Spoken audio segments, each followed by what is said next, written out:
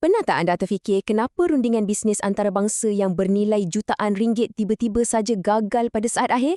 Selalunya, ia bukan sebab kualiti produk atau isu kewangan pun. Sebaliknya, halangan terbesar ni selalunya datang dari sesuatu yang sangat mudah tapi susah nak dikesan. Salah faham budaya. Hari ini, risikonya sangat tinggi. Satu perjanjian bisnes global boleh hancur lebur macam tu saja disebabkan kesilapan kecil yang kita sendiri tak sedar. Cuba bayangkan situasi ni. Anda buat satu isyarat tangan atau cara sapaan yang bagi kita di sini sangat mesra dan biasa. Tapi rupa-rupanya, isyarat yang sama tu menyinggung perasaan eksekutif dari negara lain secara mendalam.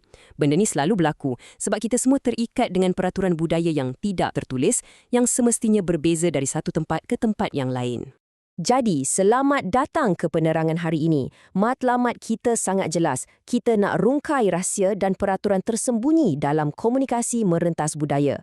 Memahami perkara ini sebenarnya adalah kunci utama untuk pastikan hubungan perniagaan global anda berjaya dan tidak terbantut di tengah jalan. Untuk agenda hari ini, ringkas dan padat saja. Kita akan mula dengan peraturan tersembunyi komunikasi, diikuti dengan 3 dimensi penilaian budaya dan kemudian kita terus aplikasikan ke dunia sebenar melalui protokol perniagaan, gaya perundingan dan akhir sekali, cara membuat keputusan serta mengurus konflik. Jom kita terus masuk ke bahagian pertama, peraturan tersembunyi dalam komunikasi. Penting untuk kita faham dari awal yang komunikasi ni bukan sekadar bahasa lisan saja. Ia sangat dikawal oleh peraturan budaya yang tersembunyi. Secara bawah sedar, kita memang sentiasa jangkakan sesuatu interaksi itu akan mematuhi peraturan tertentu. Jadi, ada 3 andaian utama di sini. Pertama, komunikasi sentiasa berpandukan peraturan. Kedua, konteks yang menentukan peraturannya. Dan ketiga, peraturan ini sangat pelbagai mengikut budaya. Sebagai contoh mudah, cuba fikirkan penggunaan bahasa formal macam tuan atau puan. Perkataan ini memang wajib digunakan di pejabat atau masa temu duga kerja di Malaysia kan? Tapi, bayangkan kalau anda guna bahasa rasmi macam tu masa main bola sepak di padang dengan kawan-kawan. Pasti kekok dan pelik. Di padang, kita semestinya lebih selesa guna bahasa santai. Seterusnya, mari kita beralih ke bahagian kedua. 3 dimensi penilaian budaya. Ini adalah rangka kerja praktikal untuk kita nilai mana-mana persekitaran budaya. Dimensi pertama ialah tahap formaliti. Di satu pihak, kita ada budaya yang sangat casual dan tidak formal macam di Amerika Syarikat atau Australia. Mereka ni sangat selesa guna nama pertama walaupun dalam urusan perniagaan dan sapaan mereka ringkas saja macam hi. Tapi kalau kita pergi ke Jerman, Mesir atau negara kita sendiri, Malaysia, formaliti tu dipandang sangat tinggi. Penggunaan gelaran, jawatan dan protokol menghormati orang lain adalah wajib. Bayangkan, memanggil eksekutif yang lebih tua di Jerman dengan nama pertama mereka, wow, itu boleh dianggap sebagai satu kebiadaban yang sangat besar tau. Apa yang lebih menarik adalah pada dimensi kedua ni, terdapat perbezaan yang sangat ketara antara sifat pendesak berbanding dengan penjagaan keharmonian. Orang Amerika, contohnya, sangat menghargai komunikasi yang berterus terang, telus dan berdaya saing. Bagi mereka, konfrontasi terbuka tu perkara biasa. Tapi bagi budaya Asia dan Amerika Latin, kelakuan macam tu dilihat sebagai satu ancaman besar. Keharmonian interpersonal adalah kunci utama di sini.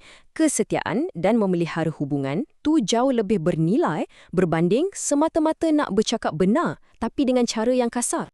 Untuk bantu kita lebih faham tentang nilai keharmonian ni, mari kita tengok 2 konsep dari Filipina, iaitu amor proprio dan pakisama. Amor proprio ni merujuk kepada harga diri atau ego pribadi yang sangat sensitif dan rapuh. Mereka ni mudah tersinggung dengan kritikan negatif yang seolah-olah merampas maruah mereka. Pakisama pula bermaksud usaha mengekalkan hubungan yang selesa. Jadi untuk berurusan dengan mereka, menjaga air muka seseorang dan mengelak dari mengkritik secara berterus terang adalah sangat-sangat kritikal demi kelancaran bisnes. Dimensi yang ketiga pula berkaitan dengan status hubungan. Mari kita fahami konsep budaya egalitarian. Pemikiran egalitarian ni percaya pada hak yang sama rata untuk semua orang, sekaligus meminimumkan perbezaan sosial dan status. Negara-negara seperti Amerika Syarikat, Australia dan New Zealand sangat mementingkan perkara ni. Status seseorang individu itu dicapai melalui usaha dan kemampuan mereka sendiri, bukannya diwarisi berdasarkan pangkat, umur atau latar belakang keluarga keturunan mereka.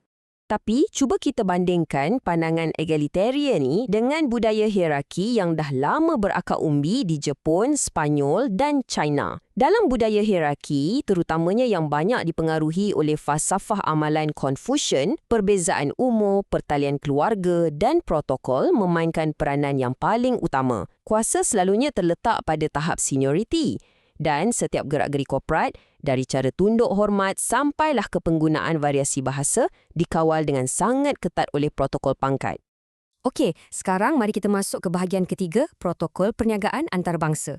Poin yang paling penting di sini ialah macam mana kita nak aplikasikan semua rangka kerja tadi ke dalam biji mesyuarat sebenar. Secara asasnya, ada 4 elemen protokol utama yang anda mesti titik beratkan bila berurusan di peringkat global. Pertama, kontak dan hubungan awal. Kedua, gelagat berucap atau cara menyapa. Ketiga, perwatakan personal dan pakaian. Dan keempat, adat pemberian hadiah. Percayalah, silap langkah pada satu elemen saja dah cukup untuk merosakkan sepenuhnya peluang kerjasama antarabangsa anda. Contohnya, untuk hubungan awal, anda kena buat kajian teliti. Tahu tak, kalau di El Salvador, anda wajib tetapkan temu janji tu sekurang-kurangnya sebulan lebih awal. Di Mesir pula, anda perlukan khidmat orang tengah untuk aturkan perjumpaan. Dan yang paling penting, jangan sesekali rancang mesyuarat bisnes yang besar masa Tahun Baru Cina di China atau masa cuti Hari Raya di Malaysia. Memang tak akan ada orang yang layan permohonan anda. Perbezaan ini juga sangat ketara dalam gaya sapaan. Bayangkan dari jabat tangan yang sangat santai berserta panggilan nama pertama di Amerika sehinggalah ciuman pipi ke pipi antara kaum lelaki di Arab Saudi, tapi ingat, wanita jarang dilibatkan di sana dan gelaran sangat ditekankan. Manakala bagi masyarakat Cina, mereka lebih suka mengekalkan jarak yang sangat formal. Mereka akan mengelakkan dari bertentang mata sebagai tanda hormat dan duduk bersilang kaki pun dianggap perbuatan yang sangat tidak sopan. Menarik kan? Penampilan pribadi pun memainkan peranan yang tak kurang pentingnya. Di Amerika, kita biasa tengok budaya pakaian yang tidak formal. Ada polisi Casual Friday. Malah, pekerja syarikat teknologi besar di Silicon Valley selamba je pakai seluar jeans dengan kemeja T pergi kerja. Tapi, cuba bandingkan persekitaran santai itu dengan budaya korporat di Jepun dan Jerman. Di sana, mereka sangat mewajibkan pemakaian sut konservatif, berwarna gelap dengan kemeja putih dan rupa yang kemas. Ini adalah cara mereka tunjukkan kredibiliti dan rasa hormat kepada klien. Baiklah, kita beralih ke bahagian keempat, gaya perundingan berbeza budaya.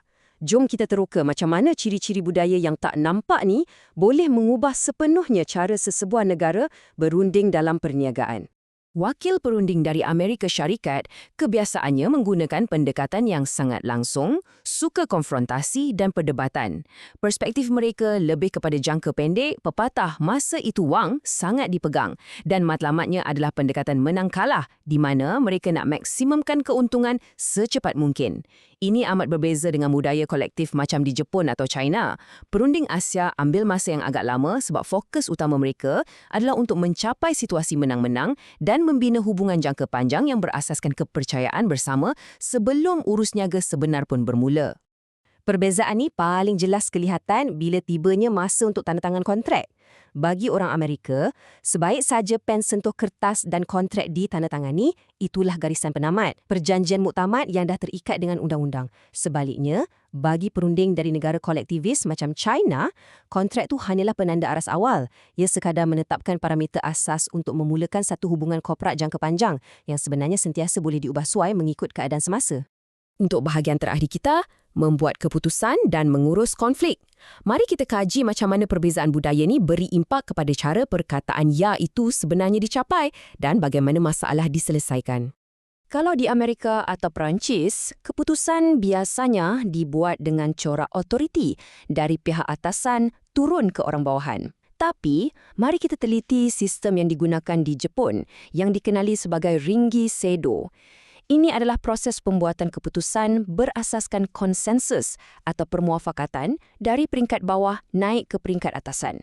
Ia sangat unik dan direka khusus untuk mengekalkan kestabilan sosial. Macam mana proses ni berfungsi? Mula-mula, pekerja subordinat akan sediakan cadangan bertulis yang dipanggil Rinki Show. Proposal ni kemudiannya akan diedarkan dan dibincangkan secara komprehensif dengan semua orang yang terlibat.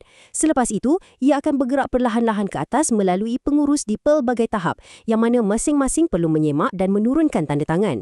Permuafakatan mutlak mesti dicapai di setiap peringkat itu sebelum dokumen tersebut sampai ke pengurusan tertinggi dan menjadi polisi rasmi.